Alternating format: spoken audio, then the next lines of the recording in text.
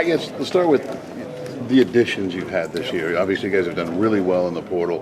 What are some of the key areas that you feel will see impact from some of the new guys this fall? Yeah, I would say we added 20 new guys, so in the portal, top 15 class. Probably the biggest area that sticks out to me is defensive line. Was a definite focus for us. Felt like that was a huge need to address, and so really excited about that group of guys. Andre Carter kind of is the top of the list. Philip Bleedy's another one. Marcus Burris, Linnell Carr, those guys, and Anthony Jones most recently. So just really had a chance to add some guys that give us more mass. Robbie Harrison's another one we just added here most recently. 330 plus pound guy, and just needed to be able to shore that up. It's kind of across the board if you think about it. You got every position pretty much. We got 2 linemen we've added. We've got a quarterback that we're excited about. We've got a running back we're really excited about. 2 receivers that I think are special. The Keys just got here today, actually, and EJ's been here with us throughout the spring. Christian, the running back as well, as I already mentioned him. Talented guy, Noah's brought him from TCU, and then Max has already been here with us from UMass. And so, Taven is also a guy that, is a very, very talented player. So you've talked, if you're just every position, we have Bradley Archer at tight end. So every position we added a guy on offense, defensively, a linebacker as well. Josh is actually here with us today, Josh Rudolph, and Jacob Ferrara, I think is going to be an impact guy right away. And really like our secondary that we've added. Kobe Minor is a guy that sticks out to me from the spring, and Jameer Johnson as well. Those 2 corners really give us a chance. And Nick Toomer's just joining us here this week, and really excited about our safeties that we added as well. So once again, all positions were affected. There's not a position outside of specialists that we didn't address, and so it's kind of a broad use of that opportunity. And so I'm excited. I like the guys. I think that the majority of them have already been with us for the whole spring, and so but these next 2 months are going to be big, and we had everybody come back this past weekend. So excited about the next 2 months. Post-spring practice, have you had any time to look at more film and get any closer to this decision on quarterback? Haven't moved the needle there on that one. Have been pretty clear as far as the process we're going to go through with that. We need 2 more months this summer, and then obviously fall camp will really be the deciding factor. Once we get into, we call them 3 preseason games. The first 2 are full pads. The third one's is really more of a mock game. So we'll make a decision. I'm assuming after the second scrimmage, that would be the progression. I would assume that we'll stick with that. I just think that gives us a full gamut. We got 2 guys, with Brendan and Taven, both young but talented. Really like what I've seen from those guys, and I'm anxious to see it because the summer shows leadership. It's a big part of that. How do they handle getting the guys together? We can only do so much with our guys, and they have to do a lot more together. So I'm anxious to see that role kind of come to fruition, see how the guys respond, and how the guys handle that. So that's it's obviously a very, very important position. It is the position that's going to drive a lot of our success in 2023. Talking about transfers, is there any desire to add, even for depth, another scholarship quarterback, or do you feel like you're good where you are? Yeah, we looked into some of those options. It's a unique dynamic with the age of that group there, so we just never really found the right combination for that. So I would be surprised if we did add that at this point. Obviously, Dexter's still on the mend, and so he is ahead of schedule. That doesn't mean he's going to be ready for the start of the season by any means, but he will not be. But at the same time, he will eventually be. So that gives you some of that there. But at the same time, it was challenging to be able to really find that spot.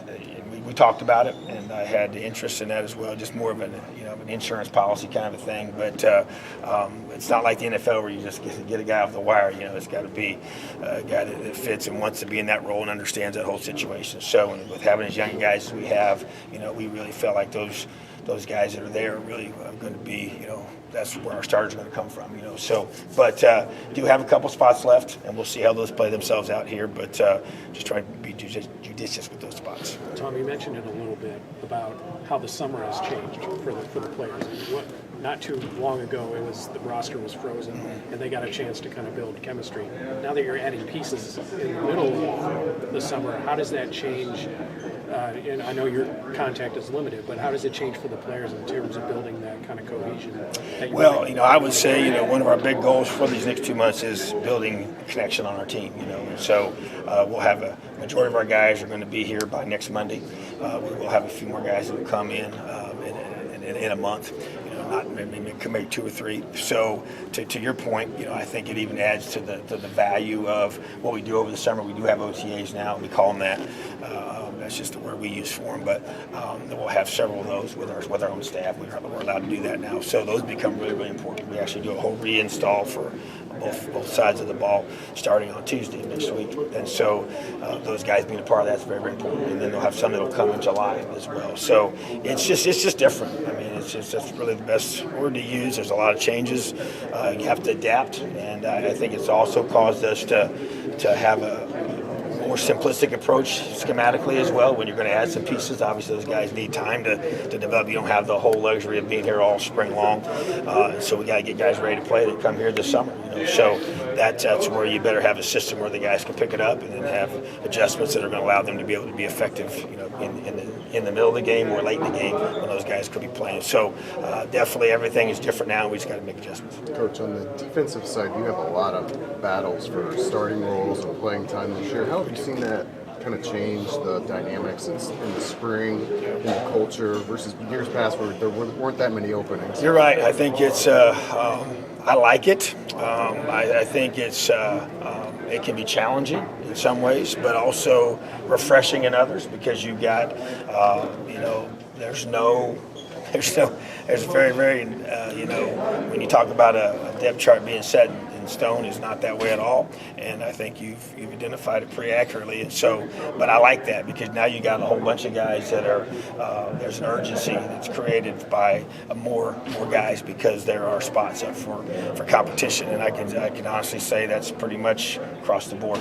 So that excites me as the coach. But I think it's all the more critical that you get guys that fit with you, guys that fit the culture, guys that fit what you're trying to build, because this is an important year for us. And obviously the guys that were here understand that. And we got new guys that came here for a purpose. They came here to play, And so I feel like that I love the combination of the two. I think we got a good balance of that.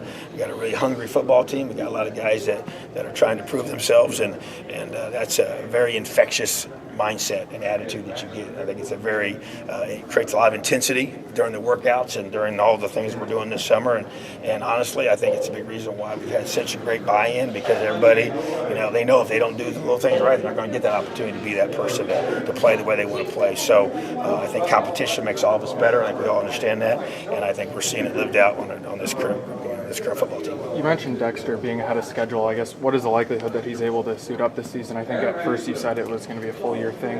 Yeah, I thought it was going to be a full year, and there's no way to predict all these. I get that, but I think that as everything has kind of played itself out, it's kind of gone from probably going to be out the whole season to, hey, you might be now where he can be ready later in the season. Now it's like maybe halfway in the season, So I think that's optimistic without question. I don't control any of that, but he's such a great worker, and he's so disciplined in the process. That doesn't surprise me, especially once we found out that maybe there weren't quite as many things that they thought in the first place when the initial injury occurred. So, but still more extensive than a typical ACL. So not going to be easy to come back from. But he's just been, like I say, so disciplined in the process of rehabbing that if he can come back a little earlier, I think he's the right guy to do that. So we'll see. We'll never rush it. It's obviously going to be in his best interest. Will be what we do for him. But he'll be anxious to be getting out there for sure. But right now we're trying to get him to the halfway point so he can be ready to go at that point. Forgive me, clarification, but was it his ACL and was there more? It was the ACL and more, yes. And so, but it just wasn't quite as, it was kind of initially described to me as a Teddy Bridgewater injury. It's kind of, that's why it was initially explained to me, which is pretty extensive, So it kind of got downgraded from that, but more than just your typical ACL. So he did have the ACL, yes, and then some other ligaments as well. So, but I think a little cleaner than they thought, and they don't really know until they get in there. So that's kind of created the optimism that we might be able to have a little bit less of a timetable, but it'll still be, like mid-season would probably be optimistic goal. Okay, we're going to let Coach go get something to eat.